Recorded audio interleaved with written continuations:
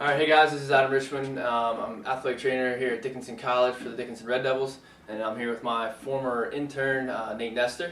We're going to talk a little bit today about how to assess for mobility in the hips and T-spine. We talked about in the article about how to go through the functional movement screen and looking for dysfunctional movement in the bigger patterns. If we see some type of dysfunction there, we want to break it out and see, is it a mobility issue or is it a stability issue? So today we're just going to talk real briefly about different techniques for the T-spine and the hips. So we're going to start today with the seated thoracic spine mobility test. In this exam, we're going to look for about 50 degrees of rotation both ways. So we're going to have him just prop his feet up on the stool here. That's going to help lock out his lumbar spine so we get a little bit of flexion almost. So that way we're not getting the rotation from the lumbar. We're getting it from the thoracic spine where we want it to come from. He's going to put the bolster between his knees and crush that just to get a little bit of core activation, again, to help lock out the lumbar so that the motion's coming from the T-spine. He's going to put the stick behind his head. He's going to try to sit up tall, crushing the bolster, and he's just going to rotate both directions. So go ahead, Nate. So as he comes there, we're looking for about 50 degrees. Nate is a little bit restricted here. We're not getting that full 50 degrees that we want. Go ahead, go the other way. And then that way, it's a little bit better on that side, but still, again, not quite the 50 degrees that we're looking for. All right, guys, so the next thing we're going to test after the T-spine is we're going to look at the hips. First thing we're going to look at is a seated hip internal and external rotation passively. And again, passively, we're looking for about 40 degrees of external rotation and 30 degrees of internal rotation.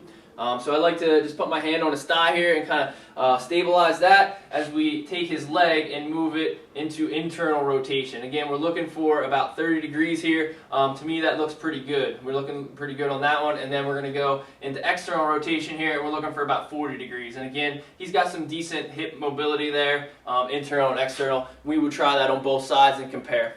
So that was the seated internal external rotation of the hip, and again, we would try both sides. The next thing we want to look at is hip extension. So to do that, we're going to have Nate just kind of come around to the opposite side here. He's going to sit with his mid-thigh on the edge of the table. He is then going to lay back flat on the table, bring both of his knees up to his chest. He's going to grab a hold of just one of the knees with both hands and just let his elbows kind of extend out there. We want to make sure that his knee's up high enough to keep the pelvis from anteriorly tilting, so we want to keep it in a neutral position to really test out the hip flexors. And then we're going to lower down the opposite leg and see how close to the table we can get. So right there, he's looking actually pretty good on this exam. Little bit of tightness maybe, but his posterior thigh is touching the table, and this is in a good position. If he was, say, up here, then we would know that he has a little bit of hip flexor restriction. If he has a quadricep restriction, we're going to straighten the knee out and see if that will allow him to go down to the table. If that works and with the knee straight, it goes to the table, we know it's quadriceps. If it's still hanging up there, then we know we got a little bit of hip flexor. If it's coming out to the side and down and that works, then we know maybe a little bit of lateral musculature, TFL, is restricted. So that's for the hip flexors. We want to see full hip extension here, thigh flat on the table. Good. The next thing we're going to test is passive straight leg raise. So he's going to come all the way up on the table. He's going to lay down flat. Both legs are flat on the table, ankles at 90, knees straight. And I'm going to stabilize the opposite leg and then raise up the leg that I'm testing. So as I come up to here, I'm looking for about 70 degrees of passive range of motion. And Nate's got plenty of motion here in this test. So I'm looking for about 70 degrees. And again, we would test both sides.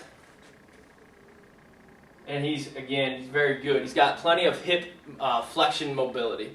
So those are the table tests that I want to go over today. So if we see some dysfunction in the functional movement screen, we want to kind of figure out, is it mobility or stability? These are some passive mobility tests that we can do to kind of figure out what the underlying problem is. So thanks.